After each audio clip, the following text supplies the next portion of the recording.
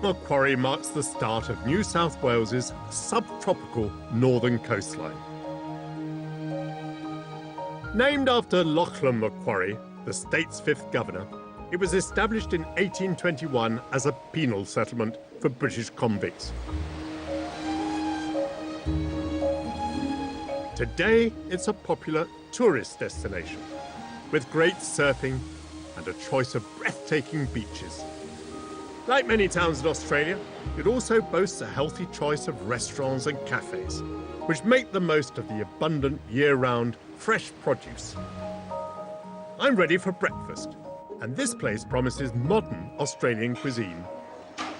Hello. Very well. I was thinking of something fruity. Yeah. Can you remind me what acai is? So acai is a berry. Yeah. And our smoothie bowl is mixed with local fruits on top. Oh, brilliant. I'll have that. Thanks. Thank you very much. This is an acai bowl there.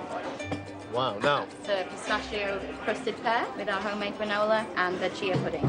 Very good for your health. Enjoy. I should feel good eating it. Yeah, Thanks enjoy. very much. Thank you. So I'm guessing this part here is where the acai lurks. It's very, very tasty. It's unusual that anything that looks that good and tastes that good does you good. Long before this stunning coastline became a playground for holidaymakers, it teemed with unique animal species. Bradshaw's tells me that all the mammals of Australia, except the dingo and bats and a small few rodents, are marsupial, or pouch-bearing. There's one which human beings regard as cute, almost like a childhood teddy. And so, over a long period, it has been mistaken for a bear, much to its own indignation, I assume. When the first colonists arrived here in the 18th century, they settled in the rich, fertile land by the sea. And today, more than 80% of Australians live within 60 miles of the coast. But the wildlife of these regions has paid a heavy price for human development. Not least one of the country's most distinctive creatures, which inhabits the eucalyptus forests and woodlands of South and East Australia.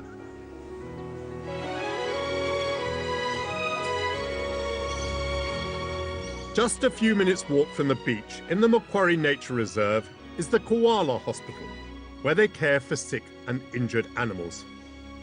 Good day, Shane. Shane Flanagan is the clinical director. So let's just nail this once and for all, Shane. A koala is not a bear. Definitely not. A bear is a placental mammal. A koala is a marsupial. So their development is in a pouch, not completely inside the body. What has been the impact of the arrival of European settlers in Australia on the koala? The impact has been dreadful. But that applies to all wildlife, but, you know, our national icon, it's just dreadful. We have lost so many animals right across the country. There's just more and more habitats removed for human development. That's the problem. To the extent that they are endangered? In some areas there are endangered populations. In other areas they're still doing okay. But the way we're going, it's just going to be an exponential decline. It's shameful. We hold the highest rate of extinction of mammals in the world, Australia does. In the world. Isn't it awful? Experts believe that the koala population has fallen from around 10 million to fewer than 100,000 since the arrival of settlers in the late 18th century. Huge numbers were killed for their fur, shipped to England and America. Koalas were finally made a protected species across Australia in 1937. But as trees continue to be cleared to build roads and houses, koalas are still endangered. What are the complaints that your patients are coming here with? There's key threatening processes that happen to koalas. Hit by cars, attacked by dogs and disease. All of that's driven by removal of habitat. This hospital, run by the Koala Preservation Trust, conducts research into disease and behaviour, as well as caring for 250 koalas a year. I'm meeting some of the current patients with volunteer Mick Feeney. Mick, good day. G'day. Lovely to meet you, Michael. The board, as you can see, has got a lot of patients on it, suffering from all forms of problems, maladies, injuries, disease. I think we have about 28 in our care. We have a short history of their problems. Bushfire victim, motor vehicle accident, infection, fractured humerus. How many of these will get back into the wild? So we have about 16 in this. They are under active care and eventual rehabilitation. And on the other hand, we've got some permanent care ones. They would not be viable into the wild. If you follow me, we'll go into the enclosures.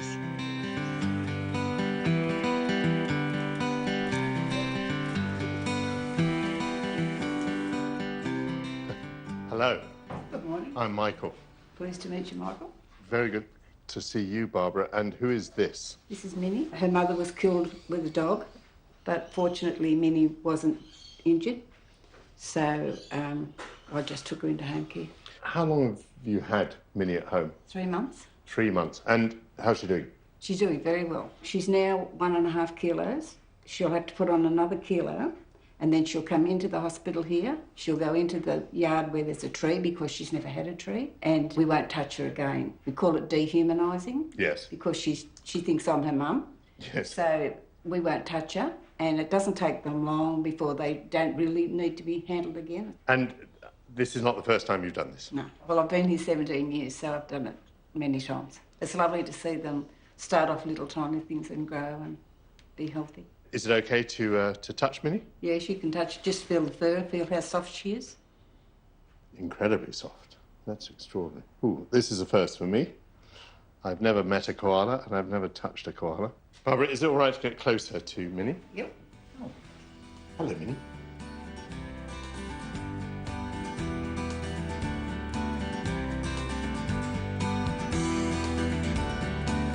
It's feeding time on the wards, and the first patient on the list is Grant. Tell me about this patient. Now, this patient, he was the victim of a collision with a goods train. So being hit by a train, I assume his condition is quite serious. It was very, very serious. He suffered severe fracture above the left eye socket, his left forearm, and the ear has been severely damaged. He would not be viable in the wild because of the level of disability that he has. Hello. Hello. I'm Michael. How are you? I'm Margaret. Good, thank you.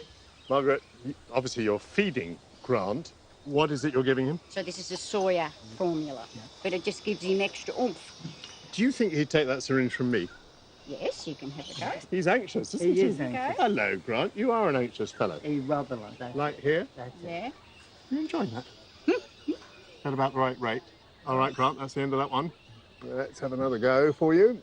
And you also... Grant, you ready? Here we go again. All right. Oh, you're a good boy. Which one of us?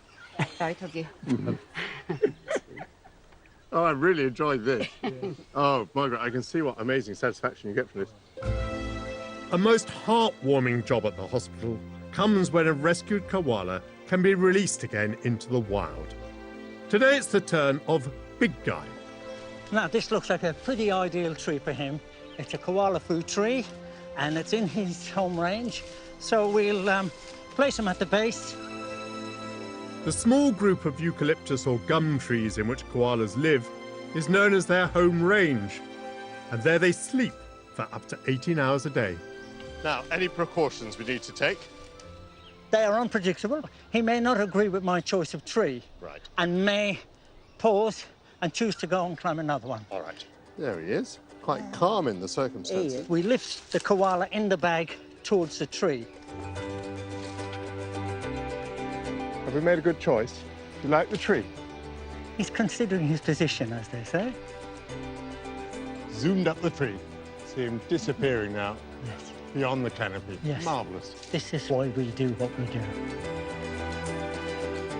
I've been charmed by these wonderful creatures, and I'm grateful that this hospital is fighting so hard to protect their future.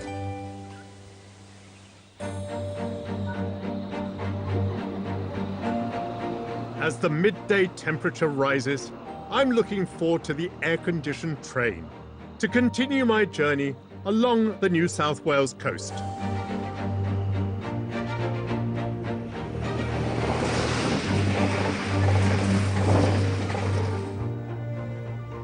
Bradshaw's has this warning.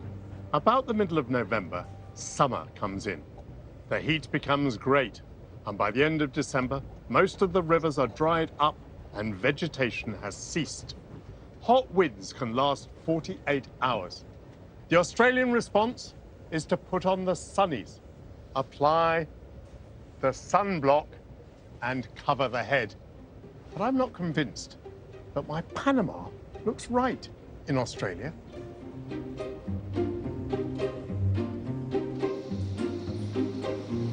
I'm on the hunt for something a little more appropriate in the rural town of Kempsey. Founded in 1836, it lies around halfway between Sydney and the Queensland border and was originally a centre for logging and then the dairy industry. This company has been making the quintessential bush hat since the 1870s, when they spotted a market amongst fair-skinned settlers. Stephen. Michael. Good to see you. You too. Nice to meet you.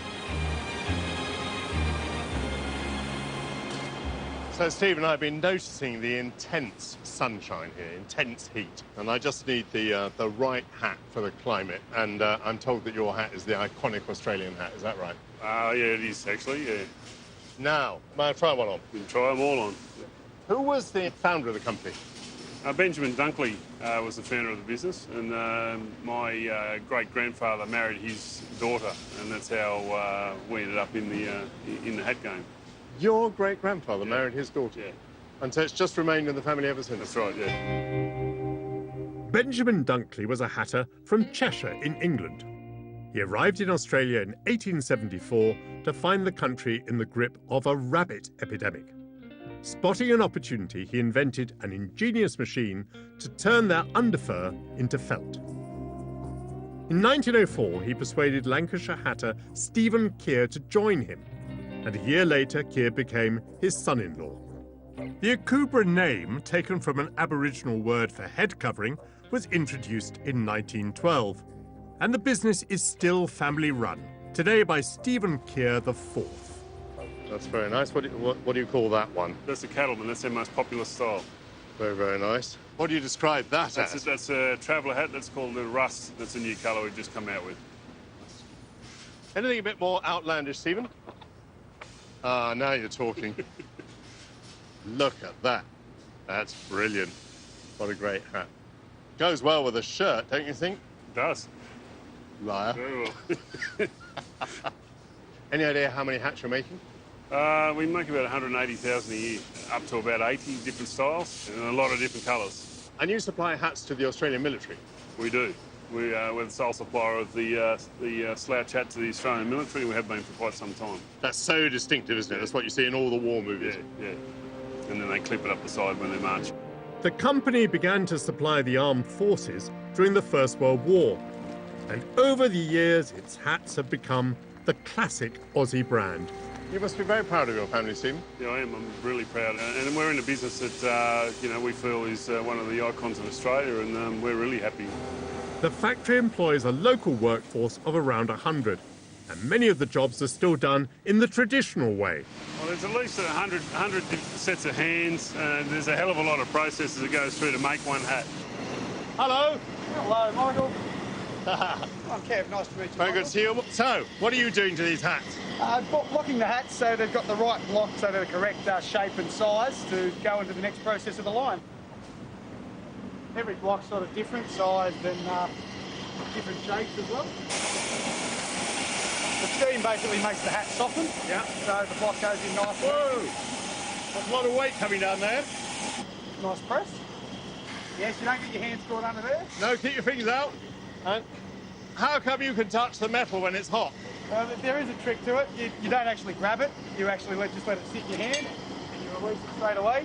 And my hands are now desensitised from years of work in kitchens and cooking and things like that. So the perfect training for making a hat. That's it.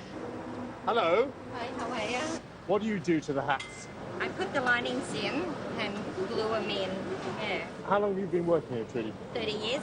Any idea how many hats you've done in 30 years? Oh my God, no. How many do you do a day? On linings, about 60 dozen a day. That's quite a large number, isn't it? Yes. You are quite an experienced lady. Trudy, such a pleasure. Yes, okay. Good luck to you. Bye-bye.